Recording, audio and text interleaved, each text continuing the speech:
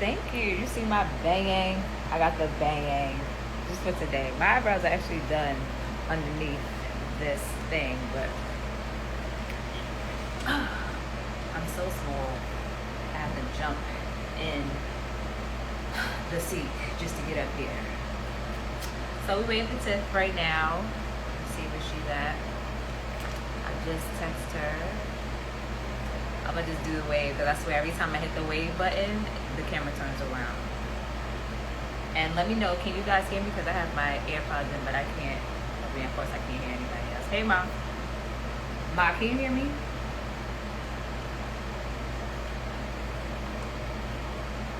Hey, everybody.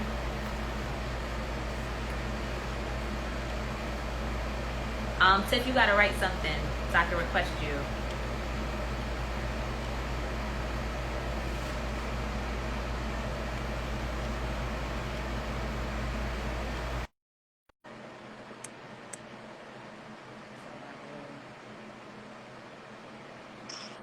Hi. Oh my God! Wait, you can't hear me. Hold on. Now that's not good. Hold on a second.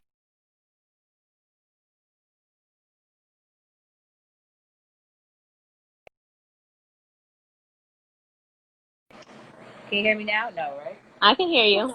You can hear me, but I can't hear you through the AirPods. That's not good. That's not good at all. I mean, it's gonna be low the whole time.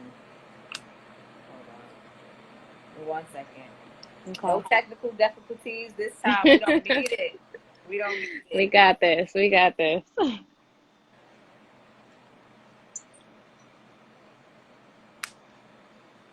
me see. Test that. 1, 2, 3.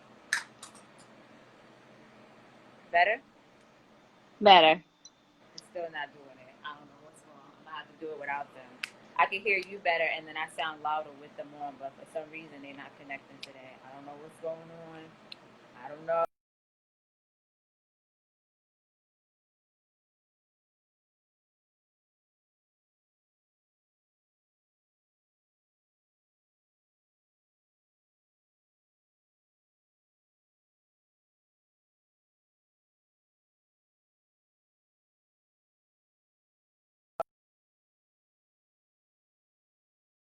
I'm back. Okay. Better. I hear you. All right. All right. Perfect. Perfect. Perfect. Good evening, everybody. We have Miss Tiffany O here tonight with us. Tiffany looks so Good pretty. evening. So do you. I'm loving the bang. You say the bang? You see Yes. the bang? Right in time for fall. I love it. Yes, come up these these quarantine eyebrows underneath here that's been growing all wild since the pandemic started. So I wanted to like for you to just briefly introduce yourself, like where are you from? Okay. My name is Tiffany. I am from Providence, Rhode Island, but I reside in Philadelphia. I've been here for about 11 years. So I'm And that, originally a New England girl. so where did you go to college at? And what was your major when you went to college? I went to college, undergrad, I went to Boston College and I majored in philosophy.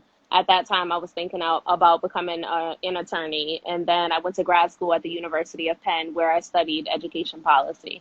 So what made the switch from being a lawyer to education? You know what? I had an internship when I was an undergrad with a superior court judge, and I just really didn't like it. So I think that's why internships are so important for like kids who are trying to like figure out which way to go career wise and all that. And so once I finished undergrad, I started teaching, and that's how I transitioned into the field. So what are you doing now for a living? I own a daycare center in West Philadelphia. And where were you working at before you opened up the daycare? Oh God, don't give me flashbacks. So I was in corporate America. I worked at a top public health firm in Philadelphia, and I absolutely hated it. Why did you hate it so bad? You know how like some companies just have that toxic work culture, and it was just one of those places where I felt like I was busting my ass. I was doing all the work, and other people were getting the credit for the things that I was doing. And I just didn't see any real growth there. That's normally So, how it works, though, in those type of companies. Only the big hmm, boss gets the real money, and everybody else, we just be bottom feeders, just keep working and working and working, and never yeah. getting any real rewards. I really actually seeing like the fruit of our labor. So why? So what was the transition when you were working? So you were working in corporate America, and then you just decided to Hmm. transition and open up your own daycare. And it's funny because I remember when we went to Made in America. I actually know Tiff. I actually know Tiff. Tiff and me share a friend. We share Zakia. And we all went to Made in America together. And I remember that was like in 2017. And Tiff was like, you know what? I'm opening up a daycare. So why Hmm. specifically a daycare? Because that was like a big stretch from like public health to opening up a daycare. You know how, like, I just think that we all have a calling, and I think somehow, no matter what I did, in my career, the different things that I've tried, I've always come back to education. So I originally started thinking about opening a daycare back in 2014. I met this woman that was getting shut down by the state, so she was selling her business. I gave her my down payment, all that, and then last minute she decided she was going to give the business to her daughter. So it was like, oh my God, it threw a whole wrench in my plans. But I still had it in the back of my mind. Obviously I had to get back to work. But at that point, I already had my first child. So I was like, you know what, I still have to grind. Let me, use my degree. Um, and then, when I had my second child, just like visiting daycares around Philadelphia, I just was not liking what I was seeing. The price was not matching the quality of care. Um, and it just sparked that something in me that wanted to have a daycare years before, that I was like, you know what, I'm really unhappy at work.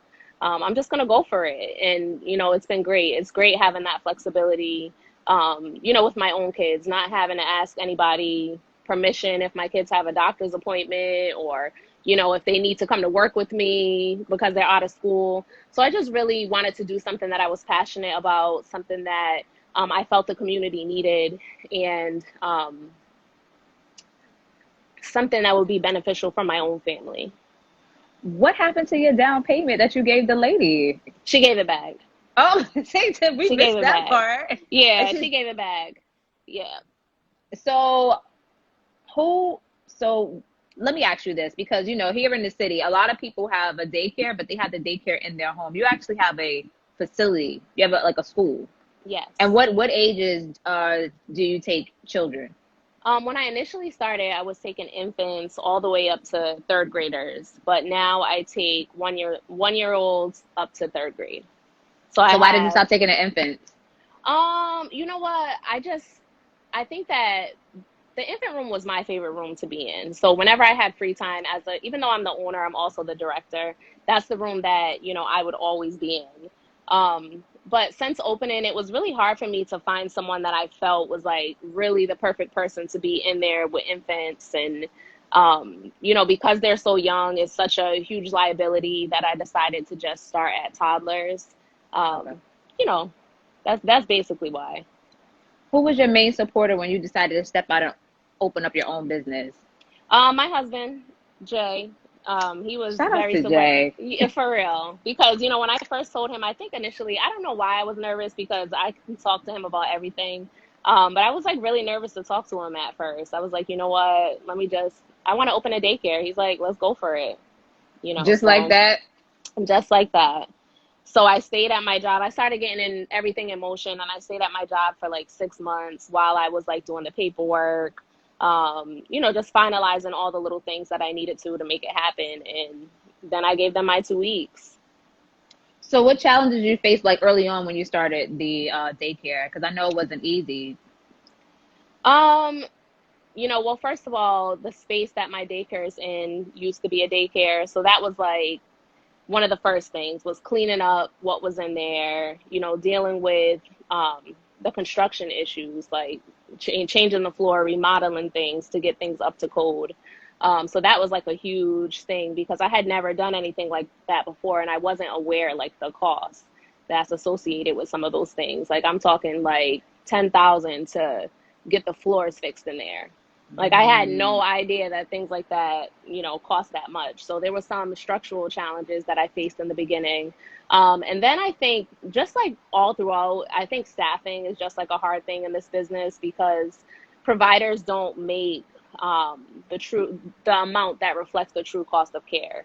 So sometimes it's hard to attract, top notch candidates um, with that. So staffing has been like a challenge, but it's gotten better with time. What are the necessary precautions that you're taking now? Because due to COVID, like Mhm. what had to happen? Like what happened after the state of emergency was like issued?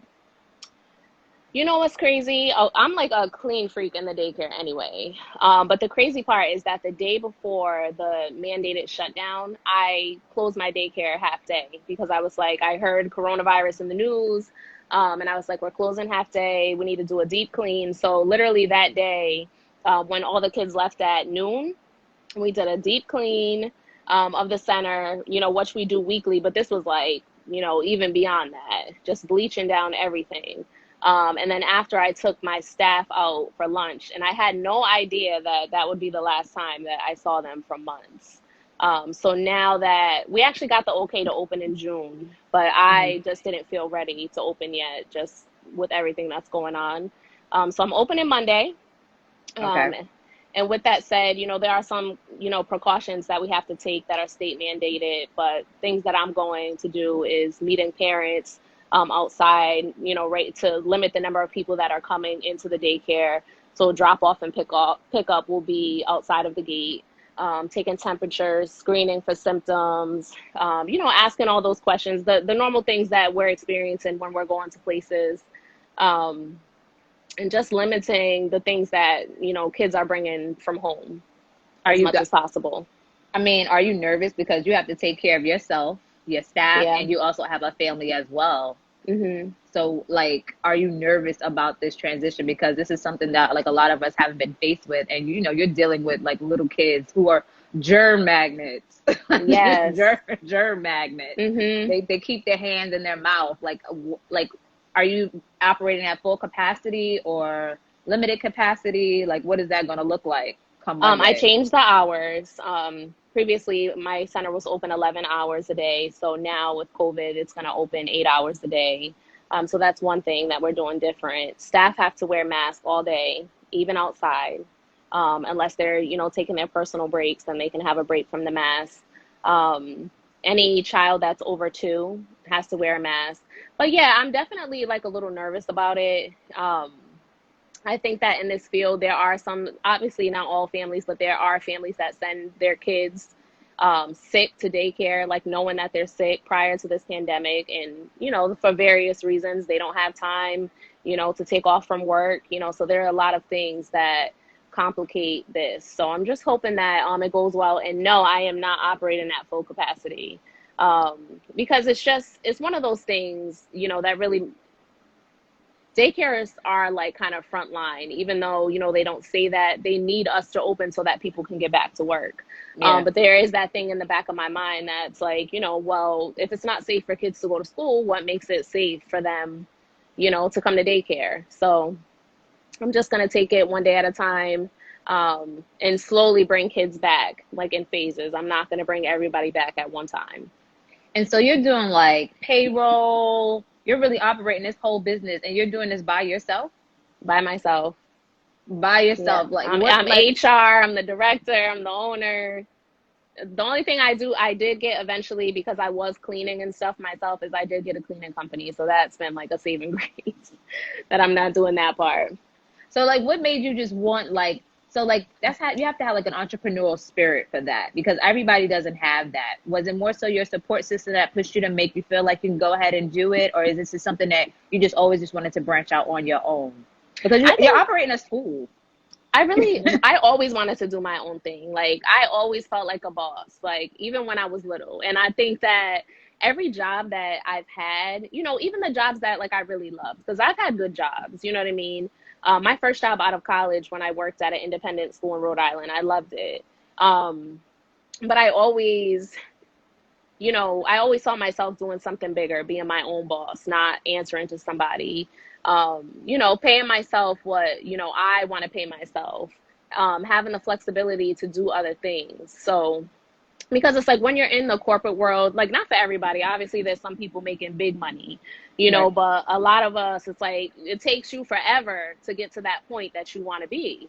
um and I didn't want to wait that long to be financially free. What advice would you give to like any woman that's thinking about stepping out of her own and opening up on her own business, whether it be a daycare, a weave company, anything that it is that that they wanted to pursue? What advice could you give them? I would definitely say like your network is key. You know, it doesn't, at the end of the day, there are people that have achieved a lot of things. Like your education is definitely important, don't get me wrong, but it's not the only component to, achieving success. There are people that have done it without. It's all about who you know. Talk to people, ask questions. We have the World Wide Web at our hands. Look things up, and don't be afraid to go for it. Don't let, I think that some people are like, well, how can I do that? Or they think, oh, there's so many people doing that. So they let them stop that. They let that stop them. Because in Philly, like if you come to Philly, like, you go in the hood, West Philly, North Philly, there are daycares everywhere. Everywhere. Like it's definitely a business that is oversaturated here. But if you have a quality center, you have a solid curriculum, you have a solid team, those things set you above, so just, I think you have to be fearless. And what's the name of your daycare center? Because you have after school there and you Hmm. have daycare. So I what's the have name of before it? care, after care for older kids, and daycare all day. Starting Point Academy. So you said that your husband was like one of the main supporters in you transitioning from working in corporate America and transitioning out to being your own boss. So what is your definition of like healthy black love? Because definitely he was supportive and he could have been like, why would you want to go ahead and branch off and do that? Doesn't make any sense.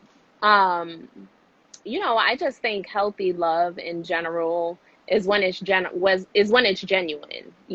When you're not with that person because you need something for them. It's about, you want them and you need them. You know what I mean? Um, you talk to each other with respect. You know how to communicate. We all make mistakes, but you're not out here purposely doing things to violate your relationship. Um, if you have children, that you're modeling, that relationship that you want them to have someday with someone. So I think there are a lot of different components to it. I think every relationship's different and every person loves different, like has a different love language. So it may look different in different situations, but, um, having that solid foundation is everything. What examples of love did you witness growing up? Like who could you pinpoint and Woo! say like this is who, this relative or this person or whoever. It could be on TV or whatever. Like what example did you see growing up? You know what? To be honest, that's like one of the things that I always spoke to Jay about, and why I don't think that I had a lot of positive examples of that. Obviously, like, you see things on TV and stuff like that, but I was never really that type to look at TV and be like, oh, I Right. knew there was like some type of fantasy to that, even if they were modeling real things. But I think that, yeah, I just didn't really see healthy examples of love. I seen a lot of things that I knew I don't want that. You know what I Right. mean? And Hmm. that's not to knock anybody, we all learn and stuff like that, but I think that because of that is why I was in some unhealthy relationships like throughout my life. Like it took me to go through those things to like realize, wait a minute, these are the unhealthy things that you've seen growing up. What is it that you want? And gave me the strength I needed to choose different. And what's your definition of marriage? I think marriage is definitely two people, um, that are making a commitment to love one another, to be true to one another, and that also share similar values. Like I think that I'm spiritual. I'm not any specific religion. I don't consider myself super religious, but I think there is, something to that saying that you have to be like equally yoked. You know what I mean? You have to be on the same page. Not the same person, but you have to be on Right. the same page in the things that you want. Why do you think so many men may be against the idea of like commitment in marriage? You think men are against the? You think a lot of men are against it? Committing to one person. Yeah, I think so. I think some men struggle with that just because of lack of maturity. I mean, that's just my Yeah. opinion. You struggle with commitment and or marriage, like it's a responsibility that you have for someone else. Basically, if I'm Hmm. committing to you, then I'm responsible for you. I'm responsible for your feelings. I'm not responsible for your happiness, but I'm responsible for your feelings and what I might put out on you. If I do something to you, I'm hurting your feelings. I have to be responsible for you. Like you make like Yeah. motherhood. Like I have a responsibility to you as your mother. I have a responsibility to you as your girlfriend or your significant other. Hmm. You know what I mean? Like this is my responsibility. So a lot of times, men, are at a certain age, but they're still growing and they're still being immature, and they don't want to be responsible for themselves or another person. Yeah, I think there are a lot of men like that, but I think that that's okay, like as long as they're being honest. You know what I mean? That that's where they're at, because I think that with men, from the men that I know, it's like when they're ready to settle down, or there's a woman that makes them, that they feel is the one for them. I think that they're willing to change those things, or to be a different man. We all have a past, so I don't look at it like, oh, just because this person did this and this and that in that relationship doesn't mean that they're going to do those things with you. So I think it's all about honesty. I don't feel like that, like most men don't want to commit. I think that they just don't want to commit if it's like not the right situation, because you ever like go through something, or you have like a girlfriend that they're in like a horrible relationship with somebody, and then that person moves on and they marry that person. You know what I mean? It Right. doesn't, sometimes it's just who is right for that man that makes them want to settle down. I mean, I think that there are some men like that, but then I don't think like I think maybe some men may struggle with monogamy more so than it's really, I guess, vocalized.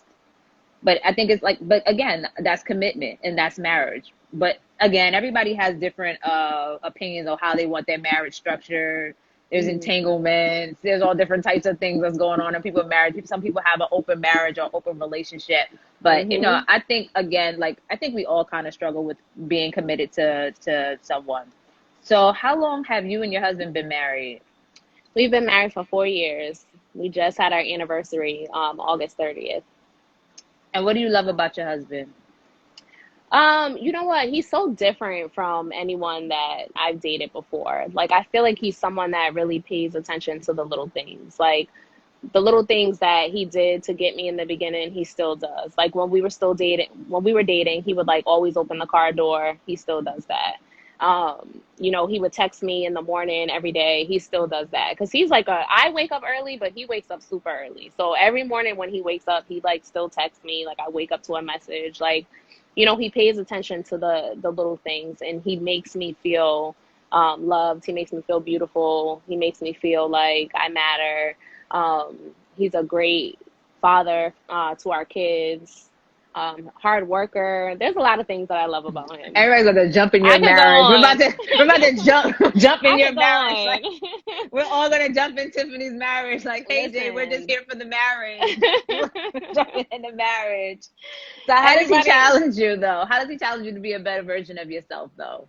he don't take my shit. If he feels like, I need to, or if I'm wrong, or if he thinks I need to, look within myself about something, like if I'm going through something, he always keeps it real with me. He doesn't sugarcoat shit with me, or with our kids. And like I love that, because I love people who keep it real and don't sugarcoat life, because there are some people that like people around them that tell them what they want to hear. You know what I Right. mean? I don't want friends like that.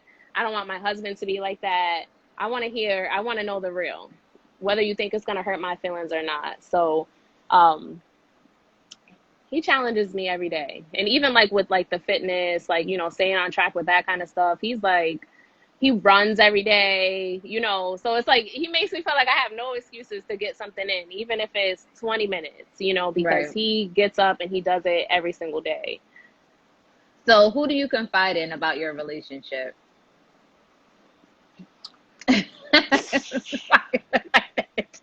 You know what? I will say that it's not like when you're married, it's not like when I was younger, like where I would like tell everybody, like tell my close girlfriends every little thing about my relationship.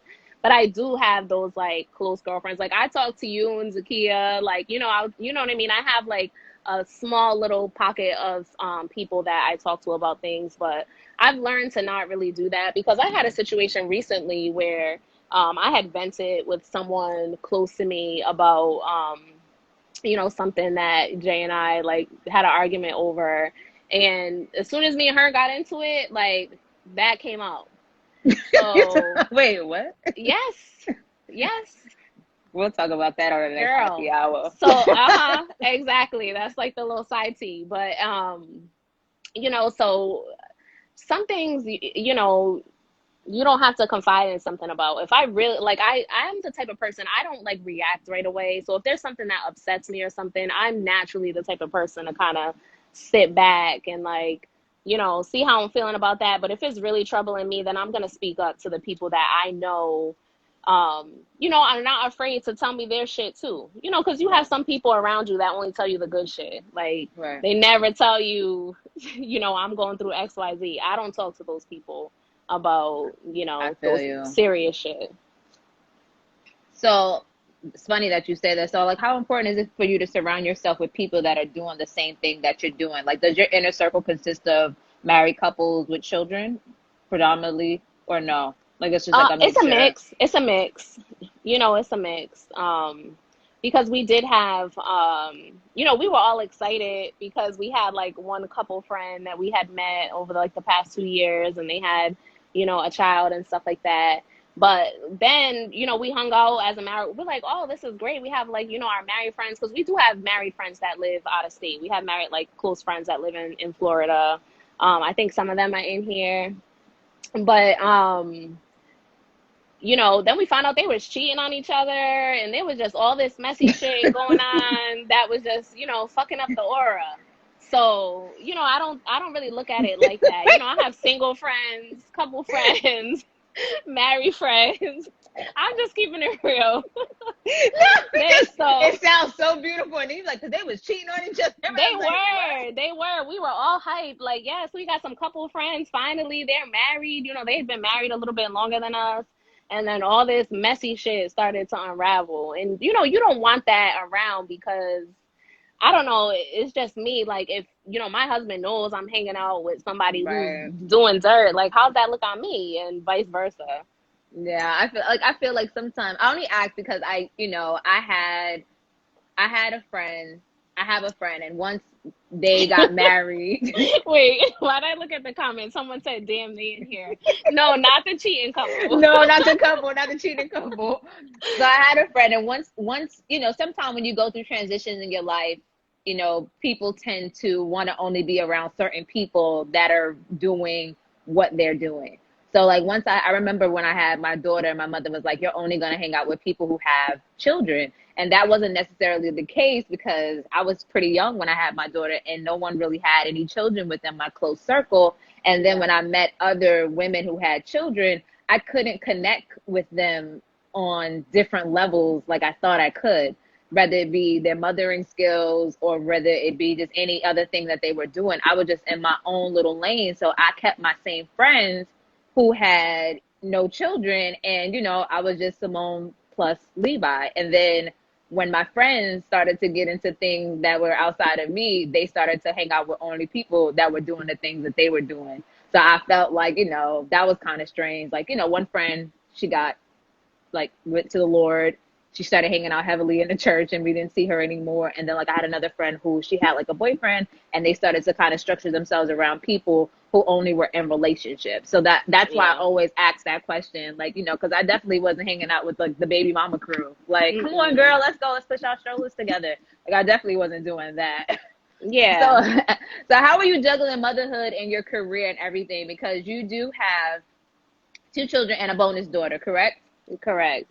So those are 3 little girls, and I can only imagine they're three Girl different mom. ages. They're 3 different ages. So how are you juggling motherhood, your career, homeschooling, COVID? How are you dealing with all of that?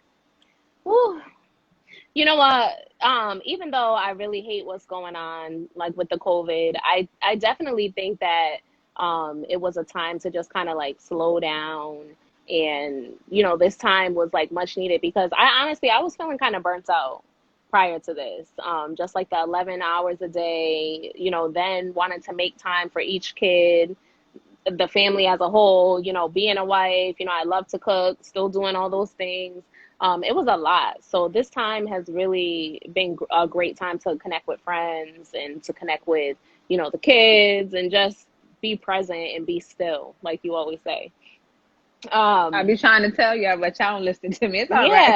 yeah, so it's been great, but I think that now that I'm opening next week, like I'm feeling like a little, like I don't want to really call it stress, but like I'm feeling like a little on edge just because it's like the unknown. I don't know what it's gonna look like. It's kind of like starting over, my business was to a certain point and now I'm like reopening. What's enrollment gonna look like? Plus the kids are, doing virtual schooling. We're in week 2. Um, the Wi-Fi has been acting crazy because there are so many people in the world trying to do the same thing. It's just a lot. It's a lot, but I'm gonna continue to handle it with grace and um, So you're the only mother that I've had. Well, you're the second mother that I've had on this live. So mhm, everyone was, has children and have been wanting me to ask like a mother different types of questions. And so you have a child from a previous relationship. And so I mhm. know that you're mother being a mother to the first child and being a mother to the second child. I know the transition was two totally different experiences, two different times, correct? Yes. So what challenges have you faced in motherhood?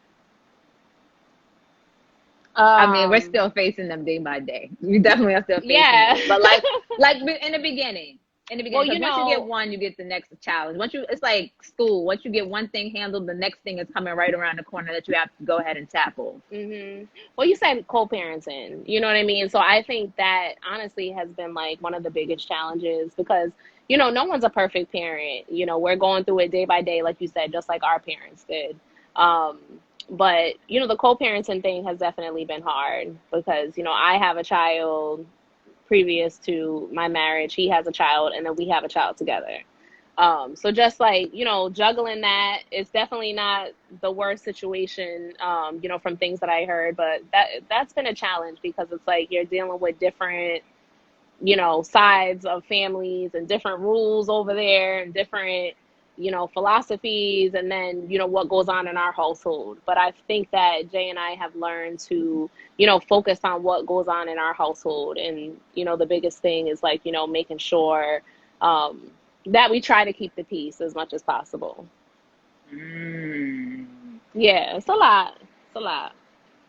So I know I have a lot of, I don't know if you were ever a single mother at I any point was, in time, and what were those challenges that you were facing as a single mother? you know, we not here. That could be a whole thing. But, I don't want to like go in too hard on that subject because I have a lot to say on that. But there are women who, like there are women that are single moms even in a relationship. Yes. You know what I mean? And that's how I Yes. felt. Not that like I was single mom, like I was alone, but when I had my first child, like I felt very alone in that relationship. I was living here in Philadelphia, so it's like my family is 5 hours away. Hmm. I was going through a lot of things and just kind of like working, doing everything, feeding her, going shopping, changing her, bathing her, and just not having any help with that. And, you know, with Alana, like it's been totally different because I truly have somebody that, meets me halfway on that literally went half on the baby. It's not all on me. you know, um, and that makes a world of difference because I know that, there are those there, mom should do this, mom should do that. But when you have like a great dad like that really steps in to do some of those things, it really makes a difference. It's a completely different experience. What advice would you give to any mother right now that's a single mother, whether she's single in her relationship or she's just a single mother, period? What advice would you give to them that's struggling right now? That's struggling. I would say that, don't get so down on yourself. You will get through this time. Um, Keep a positive mind and remember that your kids are watching you. Make that your motivation. to go harder, to not accept anything less than what you deserve. Um, because there is light on the end of that. Sometimes when you're going through that heartache and you're like in the midst of that, it feels like you're never going to get out of that. It's like the end of the world, but you do, and you look back on those things like, what the hell was I thinking? Or whatever. And it's not to, and don't have any regrets, because everything that we go through is for a reason. Even if we can't see it right away, there are things that, you learn from the bullshit that you go through. I got choked up because that's definitely how I used to feel when I had Levi. Like, being a single mother fresh out of college, like I hadn't even, my degree wasn't even warm. It wasn't even warm. I had Yeah. just graduated and got pregnant like within 2 months. And being a single mother, as long as I have been a single mother, I think the longer you are a single mother, the harder it is for you to break out of your routine of doing things.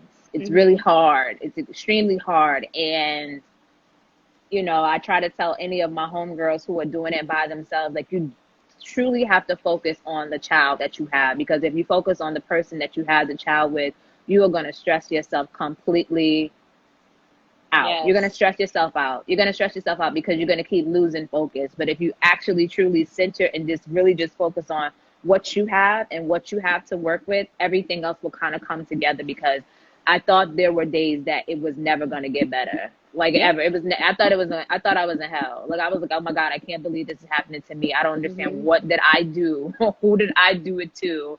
To For this deserve to this. deserve this that's happening to me, or I'm rubbing two quarters together like, oh God, I just hope that this happens. And this is even before me and Levi even stepped out and was living on our own. And when we was living on our own, we just had our own space, and I was able to kind of deal with whatever I was dealing with, like, privately. And Yeah. nobody was able to see it. But even that too is like, I think that what you said is key, because sometimes we get so like caught up in that, like worried about what other people are going to think, that we don't want to share the things that we're going through with the people closest to us. Don't be worried about what people have to say. Like when I left him, like the first time with my daughter, I packed up my shit and went back to my mom's house. Like, of course I didn't want to go from, oh, I'm living here in my condo, I have this and I have that. Like, what are people going to think? Here I am with this baby. I'm not with him no more. And there were people that did the talking, family, friends, whoever, fake friends, but that didn't matter, because I'm glad looking back that I spoke up about what I was going through, and that gave me the strength to like get out of that, to climb out of that, and like really remember who you are, like you don't deserve that. I deserve more than this. So just, be mentally tough to get through those times. Girl. So I know you said that, the focus with you and your family is that you focus on what's going on in your household Hmm. with your bonus daughter. And I just wanted you to kind of like give advice, because right now, I mean, at this point in the game, we all have, well, not everyone, but majority of us that's at this age have children from someone else, or maybe both, or one person or the other. It's a blended family nonetheless, and it's not Yeah. easy. What advice could you give to someone who is thinking about pursuing a blended family, or who's already in a blended family? Well, my advice will be, if you can start your own family, to do that. But Tiff. no, like seriously, like I'm being real. Like, you know what I mean? If you can, of course it doesn't work out like fairy tale like that. Right. But, that'd be my advice before you have kids. Like, if you don't have kids, to like really make sure, that this is the person that you want to be with, that you have those same values, that you could see yourself being with forever. That's a different type of, I think, like, until I was married, I never like realized, like, damn, like I thought I was in love, and like, yeah, of course I love people and stuff like that Right. prior to, but I never felt like, damn, like I really can't see my life without this person. Like Mm. I'd be so hurt. You know what I mean? Like, it's a different level. So until you have that feeling, don't have kids with that person. Date, see where it's at. You know what I mean? Don't act married if you're not already married. But if you are, thinking about pursuing a blended family, I think it's just important to have understanding. There has to be respect because, you know, a lot of times in those situations, there's always one or two people that are bitter and that like clouds things. So I think that you have to have both people have to have boundaries, you know, so that there's no disrespect, there's no violating. Mm-hmm. That co-parent knows clearly where you stand. Um, Mm-hmm.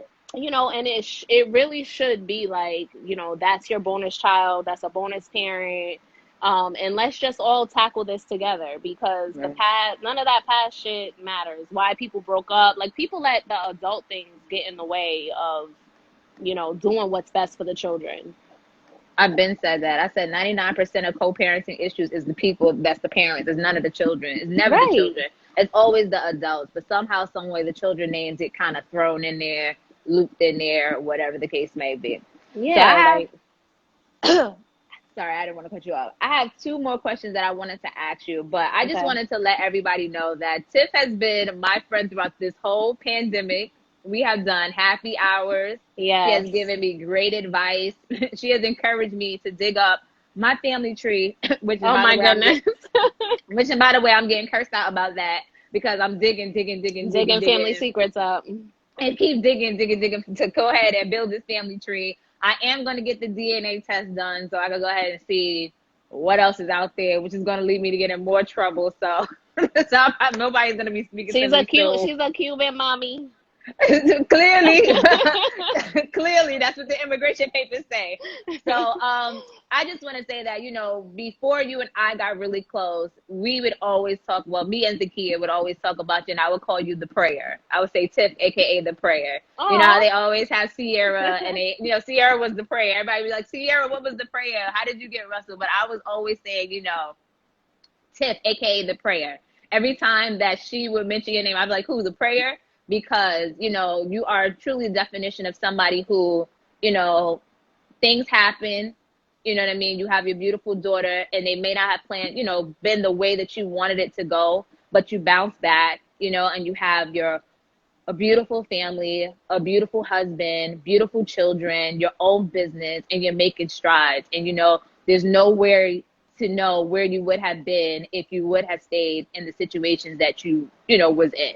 If you never left your job and took that leap of faith and, you know, went out on your own, became the boss that you are, or, you know, took a chance, you know, with Jay, you know, a lot of people become jaded after certain situations and you decided to go ahead and rebuild your whole life all over again. And that's really difficult for a lot of people to step out like that. People think it's Yeah. easy, but it's not because people are fearful that, you know, things might not work out. You know, you have a beautiful home. You always seem so super duper positive. You're always doing things with the children. You know, your bonus daughter is always, you know, around and included. I'm quite sure she knows that Yeah. that's her home just as much as her parents, you know, her mom's home is her home as well.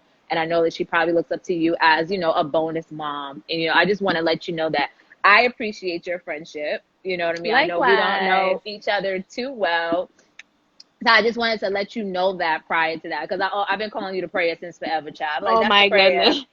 Tiff, tell us the prayer. Please tell us. I don't want Sierra's prayer. I want your prayer. Listen, Give me your you prayer. know what? I don't even think that it's the prayer. I think it's about, you know, just knowing what you want. You know what I mean? Like, I think, and knowing who you are. I think that's like, you know, we going through our 20s and stuff like that. We're trying to figure those things out. But some people are so worried about what other people think that they get into their 30s, 40s, that they're still trying to figure out who they are. You know what I mean? Figure those things out like early on. Make your mistakes early on. So you're not, you know, older doing, you know, making the mistakes that you should have made earlier. You know what I'm saying? And I think that just, you know, my biggest thing was like knowing what I want. When I like left that relationship, like if I was started dating or talking to somebody and, you know, that red flag came, nope, I'm done. You know what I mean? Just move on. Um, don't settle for less. You know what I mean? Because I feel like sometimes, like, if you stay in those situations that are just comfortable, you miss out on a lot of things. You know what I mean? If you, like, there's that quote, like, great things happen outside of our comfort zone. Like, I Hmm. truly believe that. You know what I mean? So I've never been afraid to, like, pick up and move somewhere else. You know what I mean? I moved to Philly by myself. You know, I came for grad school. I didn't know I was going to stay here, but, you know, that's just what happened. I didn't want to go back to my hometown. You know, it was a great place to grow up, but I wanted to see different things. I wanted to make more money than I felt like I could make there. You know, I just wanted different opportunities. So just sometimes, you know, just take that leap of faith. That's just like the biggest thing I would say. You And to just leaving, you trust giving a jewel trust in already. trust in the miracles, you know, because even like, you know what's so crazy, you know, back, I told you I met Jay. I used to work in like a building that his family owned, and there was this quote outside the building. Like there was a plaque outside the building. It was like kind of in a weird place, you really wouldn't even see it, but for some reason what I was going through in my life, that quote spoke to me so much. And this isn't what it says verbatim, but it basically says like, you know, no one that's achieved great things has done it without believing that they're greater than their circumstances. And at that time, I was going through so much shit that I took It a was picture definitely a of that. sign. It was a sign. It was like, oh my God, like I'm greater than these circumstances. Like, what am I doing? So I took a picture of that, and like that was just something that I had on my phone for like a year, and I would look at it sometimes. I think I even posted it on my Instagram. If I scroll back, I really think it's in there somewhere. But when Jay and I started dating, and you know, we used to like have lunch and like, because we really took our time to date. We didn't like, you know, jump in a relationship. We didn't automatically start having sex or nothing like that. I was like really on some listening to Steve Harvey shit. 90 days, like nope. Used to leave him on the porch, give him a little kiss after a date, and like that was it. So during that time, he like happened to mention something about the plaque that was on this building. So I'm like, this one. So I pulled up the picture, and it was like his father. It was a quote from his father Are you that serious? that I had taken like a year That's before. spooky. That's so I like everything. know. It was like I so don't weird, you know, but I was just like, oh my God, you know, so like believe in those things. And like sometimes, like, you know, love and sometimes the greatest things come when we least expect it. So when you are like in those situations that you know are wrong for you, or you're in those relationships that you know are wrong for you, but you're just with them because it's comfortable and this and this and that, when you miss out on a lot of blessings, you block your blessings This is staying in those true. situations. What advice would you tell your 12-year-old self? um Wow. 12. Those are like weird years, like middle school. Ugh. I had to be Um, in the seventh grade. Let me tell you, my mom was always with the quotes and all that around that time. Like she, you know, I feel like a lot of the little gems she dropped back then stuck with me. Like she would tell me a lot of things like, you know, be a leader, don't be a follower. You know, she was quick to tell me if she thought somebody wasn't my real friend. My mother told me I Um, had no friends. She said I had no friends but her. She was right though. She was right. yo, She at was that right. time, right? She was Yeah. right. But I didn't want to. Who wants to hear that their mother's their only friend and they're only 12 years old? Who wants to hear Yeah. that? You My know mother what? said I you don't think have I no would have friends. told myself, like, don't be so quick to, like, fall in love. You know, Mm. enjoy your youth, enjoy your, you know, late teenage years, enjoy your 20s. You know, you don't have to be so quick because I think I was the type, like, always in a relationship. And, you know, I would be like, oh, I'm so in love. And then I'm, like, so heartbroken, you know, and yeah, you learn a lot about yourself through those situations, but I think, you know, kids need to know, you know, take the time to like enjoy your life. Don't be so fast to like try to grow up and do adult shit. You know, there's no rush. Mm. Clearly, I'm an adult still struggling trying to do adult stuff. So leave one more jewel before you go. One more jewel. One more jewel. I know you got another one, Tiff. Leave another gem. One more. One more. Cherish the day, like Sade said. No. um, you know, I think I said something about like before, but I like read a quote a while ago. I think it was Oprah. I can't remember. But it was something along the lines like pay attention to, you know, those pebbles that God throws at you. Like the red flags, some people call it. Pay Mm-hmm. attention to those red flags because sometimes when we don't pay attention to those little pebbles that are getting thrown, eventually you get hit with a brick. Mm. So, you know, that's my gem for the night. Tiff, I want to thank you so much. 'Cause I, Thank you for Tiff, having me. Tiff has been a loyal loyal viewer. She watches the show every Thursday. She tunes in. And She I'm gonna always be posts watching when you it. blow up. Please do. You're gonna be at the show. You're gonna be at the show in the I can't audience. Everybody wait. gets free tickets. So I just want to thank you again, because you're a friend of a friend who's become my friend. So I definitely appreciate you. And I Thank you definitely for having appreciate you for me. coming. So thank you so much. I will be interviewing your husband next. He will be doing seminars for the men out here. He Tell said let him Jay know he's with I got a it. side job for him. We can take this show on the road so he can go ahead and Oh speak my wisdom. God. You can speak wisdom to all the men out here at what not to do. Because if you say this man is still doing the same thing for 4 years, that is consistency. Yes, it That is is key. consistency. Yes. Yep. That is 4 years of consistency. Yes. Like if I open my door, he gets mad. Like, yeah, he still does all those things. It's true. Well, I want to thank you There are good men again. out there. Thank you for Girl, having please. me. Tiff, aka the prayer. Thank you See so you at much. I happy definitely hour. appreciate it. Okay, bye. Bye.